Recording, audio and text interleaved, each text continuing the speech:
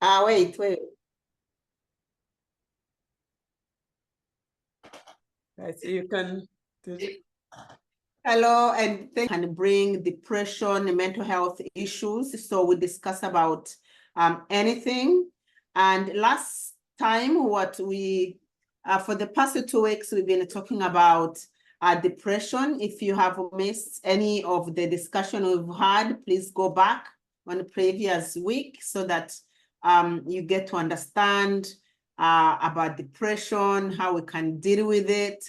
And we're still discussing how we can always manage to cope with everything that's happening around us.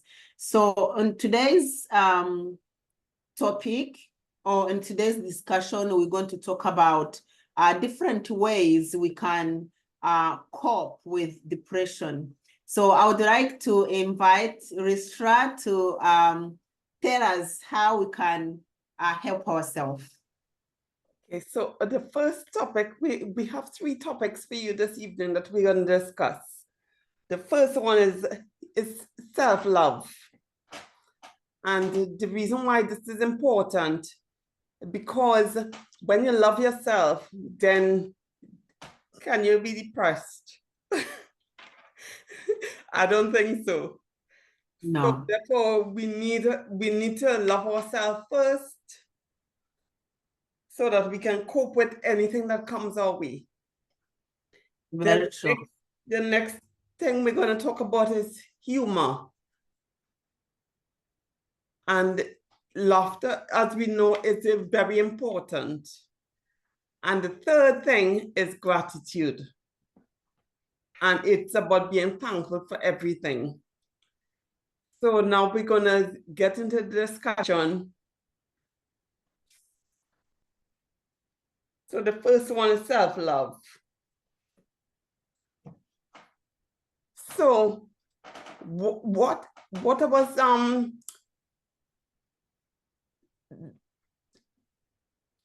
right, so for self-love, we have to understand that when we look into the mirror, we don't just see a physical body, but we have to understand that God lives in us. So by taking care of ourselves, we take care of God. So whether you be religious or not, some people may not believe in God, but your spirit, whether or not your spirit needs to be hygiene anyway. And therefore, they say cleanliness is next to godliness, but it's a matter of the way we think, the way we present ourselves, the way we feel about ourselves. All these are important for self-love. And after self-love actually releases hormones called endorphins, which are actually feel-good hormones. And who doesn't need to feel good? Very true. I want to feel good. Yes. So it's like eating an ice cream or something. Yeah, we just want more of it. Exactly. Yeah. Risra, you talking about self-love. I remember when I started having my own children, it's like I completely forgot about myself. I wasn't in anywhere, like my thought completely, like I couldn't remember that I exist, apart from only knowing that, okay, I need to eat, I need to sleep, I need to rest, things like that. But in terms of like thinking about myself, it's like my thoughts were occupied, almost 8% of my thoughts were occupied by my children, thinking about them, how, they are, what am I gonna do with them today? Do they need the food? Do the type of food I'm gonna feed them, the drink, milk, all those kind of things. So I came to realize that, and One day I was actually dressing up. I was going to one of the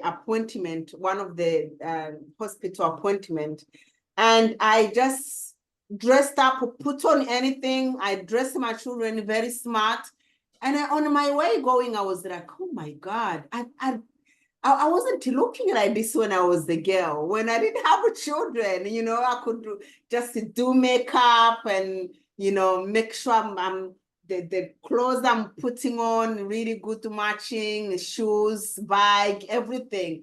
But when I started having children, all this completely disappeared. I wasn't thinking about anything about myself. And every time, which is time I go out, I could see or I could feel that I look rough. And I never really confronted myself. The only thing I remember, I used to to have that conversation by myself.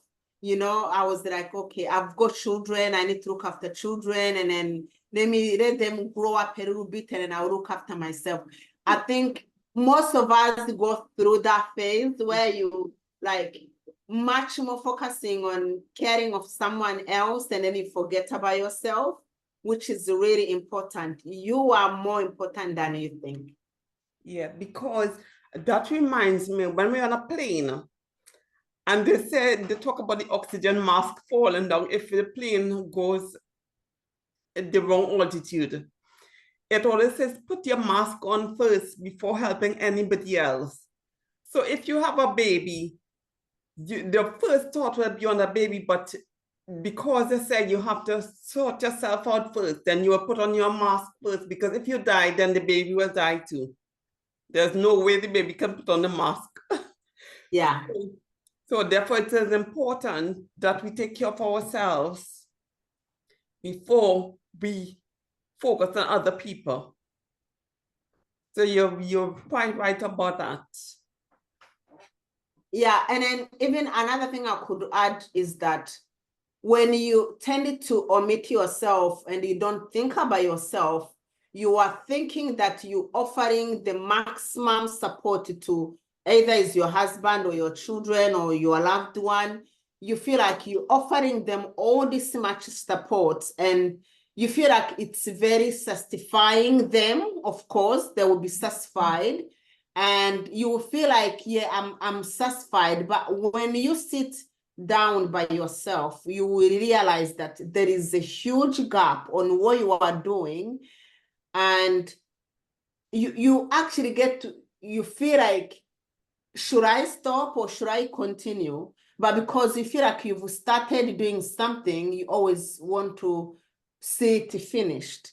And I think that's where we get trapped from. And also the other thing is that by thinking like you're giving them that 100% support and forgetting yourself, you also don't realize how much you're damaging yourself.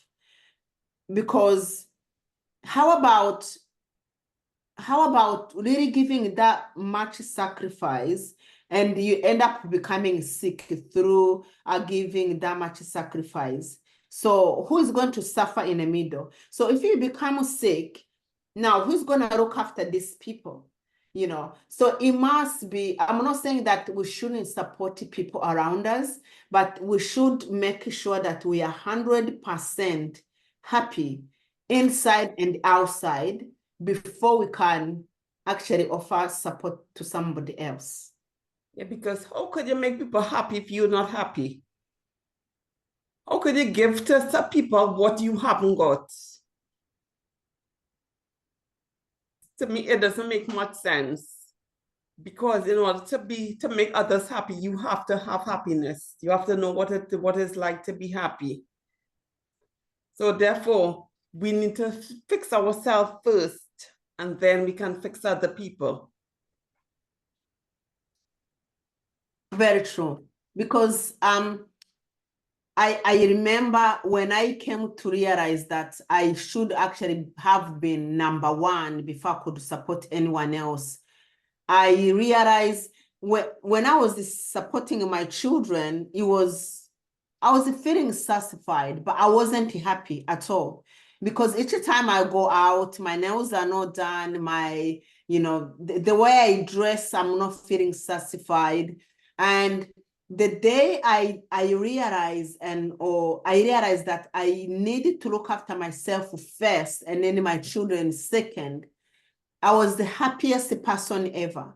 And also the support I used to give them, I felt much more energy, and I felt like, it's like I was a new person because I could feel the energy I have. I could feel the love that I have inside me, and I was pouring it to my children at the same time.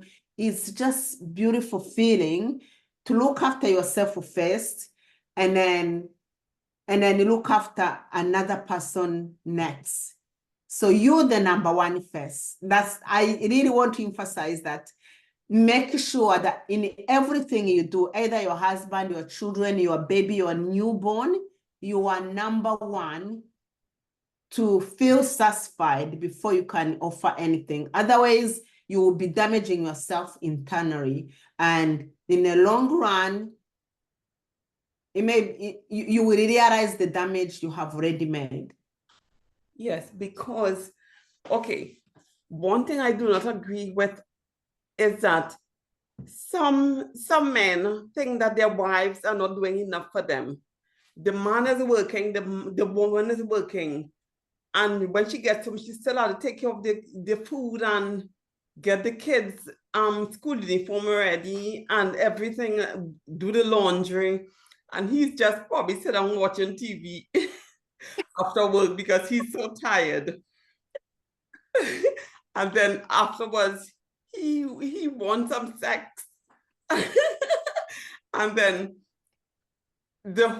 you're so knackered that there's nothing much you can do. And then he gets fed up with you because you're not taking care of yourself anymore, and he'll cheat on you with another woman. You know what kills that, Ristra, is just lack of confidence. Lack of confidence. When you're not confident enough, when you don't feel good about yourself enough, when you don't, and that's when you start feeling like you're not worthy enough. And that's when you realize somebody is just trying to monitor, like to penalize you, or you don't have a say in anything. And then you realize there is no really good communication. There is not enough communication among the couple, because, you feel like because you don't value yourself, because you don't love yourself, you don't have that self-love. Because if you Exactly. have that self-love, you tend to value yourself more. You tend to feel like you're much more important than the other person. So once you don't love yourself, this other person who is around you will definitely take advantage of you. Exactly. And you won't feel like free communicating what you want to communicate, because you know that, oh, if I say this person will immediately put me down, so I rather keep quiet. So that self-love, it's everything. You may be adult, you may be a child, whatever age, self-love will serve you best. Right. Another scenario with the self-love is that I ask some of my patients is that if you can't love yourself, how could you love your boyfriend or your husband or somebody? How could you love anybody else if you can't love yourself? And those people end up in narcissistic relationships, traumatic relationships, because they cannot love themselves. So they depend on somebody to love them in order to love themselves, in order to feel a sense of esteem. Somebody has to love you. And if the person decides they don't love you anymore, you all fall down like Humpty Oh, Dumpty. yeah, yeah, yeah. And some people, they end up not waking up after all that fall, because they feel like the whole world has collapsed. That's why it is very, very important to make sure that you love yourself. Don't depend to anybody, to make you feel good, to make you feel loved, to make you feel like you're important. Everything starts with you. Once you start feeling like you're more important, you loving yourself, you can get yourself this, you can get yourself that. That's when you start feeling having that you have a value, you valued. But if you don't have any of this and you're looking for relationship, this person will come. And then if it's someone who is providing you this, providing you that, yes, those things will be there. But then how about one day that person is no longer able to provide those things? That's when you realize that, there is no more, there's nothing left for you. So it is very important to definitely do self-love. Love starts with you. And it's valuing yourself as well, because self-love is giving yourself value and people will respect you. Yeah. Okay, it's okay. Yeah, I think for today it is let's just talk about self-love, because I feel like it's very important. Even like, for example, if you're out there and you've got children who are growing up, although you're not gonna go and start teaching your children to have that self-love, even if yourself you don't have one. So everything starts with you. And one of the best thing about self-love is like, once you love yourself, you don't feel shy about anything. You don't feel like you can't say what you want to say. You feel free to express yourself how you feel. Your mind, your body, much more relaxed than somebody who doesn't have that self-love. And also it makes your environment much more loving, because the people who are around you, they will feel it. Yeah. They will feel it, the way you walk, the way you communicate, the way you speak to them, your tone voice, your facial expression, all those kind of things. So if you are somewhere like at workplace, like for example, where you work, I work in a very busy environment. And one of my bosses said that she have never seen me get angry or get annoyed about anything, or get shouting about situation or something, because most of people I work with, this is their behavior. They will be throwing themselves, shouting, or this is not working, this is not happening. Yeah. And I'm like, having to deal with different incidents around us. And but for me, the way I deal with it is a completely different from how everyone does. And so my boss was saying that, she have never seen anybody like this working in this kind of environment and they behave the way I behave. I think, honestly, for me, having self-love, and this is not something I used to have before. I never had this before. I used to be that person who is a people pleaser. I always used to come last until I realized that actually I should be number one, to come up front before I could, treat everyone else out there. So honestly, once you have and you feel like you loving yourself, it will serve you in terms of the relationship. It may be at home, people you work with, even the people you meet on the road, or even in a shop, in a market, anywhere. People can easily feel the temperature. Have you ever met somebody? I recently went to see this lady. So I'm making, I have a wedding to go, and I want to make a dress to this in her shop. And when I went in, someone recommended her to me that that's where she's doing her dress. When I stepped in that shop, she was right there, but the way she communicates and the way her body language, she made me feel very, very cold. As somehow before I didn't know how we are connected in spirit, but we don't realize. Because when I met this lady, the way she looked at me, the way she communicated with me, it completely changed. I could feel like, no, this is the wrong place to be. So we definitely need to love ourselves so that we can be much more useful to people around us. Yes, and we'll be more comfortable and more confident and self-esteem. Okay, so on that note, we'll end the session for tonight. And remember to subscribe, give your comment,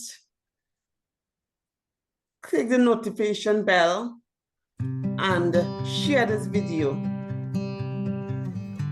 And we shall see you next week where we'll talk about gratitude. Thank you so much. Thank you.